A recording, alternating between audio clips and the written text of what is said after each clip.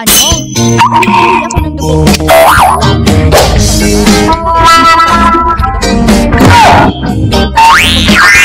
Bakit kabataan? Walang alalahanin. Bakit ang daming maliliit na pimples sa mukha ko? Ano ang mga taghiyawat na ito? Pulang-pula at namumula. Ang sakit. Maari bang pisilin? Huwag na huwag.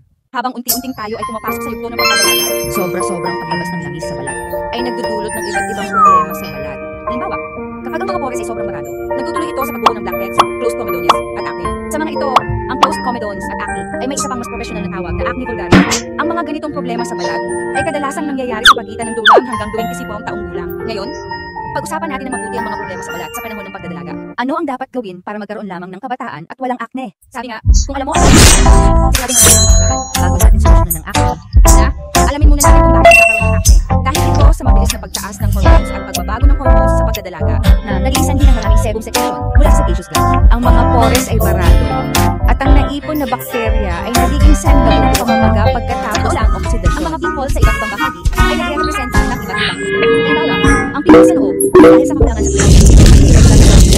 kasama ang sobrang liver. Dapat iwasan ang makita o asukal na pagkain, matulog ng maaga, at uminom ng maraming tubig. Ang pimples sa gitna ng kilay ay sa pressure sa akin. Dapat maaga tayong matulog. Products. At ang mga matatanda ay dapat ding iwasan ng pag-inom ng alak. Ang mga pimples sa temples ay dahil sa labis na pagsamin ng gallbladder. Dapat iwasan ang pagprito at mga processed food. Ang pimples sa hairline ay dahil sa hindi maayos na pagtanggal ng facial wash, shampoo, at makeup remover na nagiging sanhi ng pagbara ng mga kailangan lang ayusin ng facial cleansing. Ang sakit sa tipidyo ay dahil sa labis na stomach o hindi maayos na sirkulasyon ng dugo.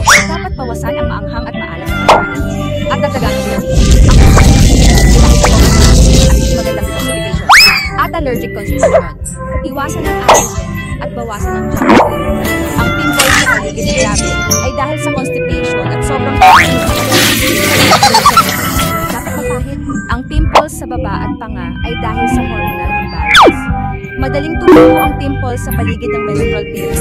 Solusyon dito ay magpanatili ng katawan at pag-ehersisyo. Kung kinakailangan, kumonsulta sa doktor. Sa kabuuan, kahit saan magka-pimples, syempre dapat tayong tumulok sa isang lugar. Tingnan ang chart dito at mag-focus sa pagkakain. Umaasa akong lahat ay magkakaroon lamang ng kabataan at walang acne. Kahit anong mangyari, dapat tayong mag-focus sa mga sumusunod na aspeto.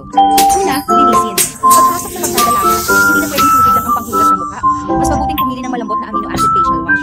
Isang beses sa umaga at isa sa gabi, lubusang linisin ang pisngi, linisin ang mga kumot at pillowcase tuwing 2 linggo, at pillowcase tuwing 1 linggo. Kung madalas mag-oil ang buhok, mas mabuting maligo tuwing 2 o 3 araw, at huwag laging hawakan ang mukha. Pangalawa, regular na oras ng pahinga. Ang kuyakan ng labas tulog ay isa sa mga pangunahing dahilan ng magkakaroon ng acne. Dapat tayong matulog bago mag-11 ng gabi, at subukan magkaroon ng second wave na oras na sapat na tulog, at huwag kumain ng anumang bagay 2 oras bago. Ito, masustansyang pagkain. Ang pagkakaroon ng acne ay sanhi ng sobrang oil. Kaya ang mga ganitong pagkain, tulad ng fried chicken, french fries, burgers, barbecue, at iba, huwag natin ito gawin kung maaari. Dagdag pa, ang sugary foods ay madalas na nagpapalakas ng sebum secretion. Depende sa sitwasyon ng iyong acne. Kung hindi naman grabe, maaari lang bawasan ng oily foods. Pero kung sobrang rate, iwasan lahat, sabihan ng gatas, milk tea, magpahinga at mag-relax. Kapag maganda ang mood, lahat ay magpapalakas. Kung sobrang ma-stress sa mga aralin, nagiging sanhi ng pagkabalisa. Sa labas ng pag-aaral, maaari rin gumawa ng mga bagay na nakaka-relax.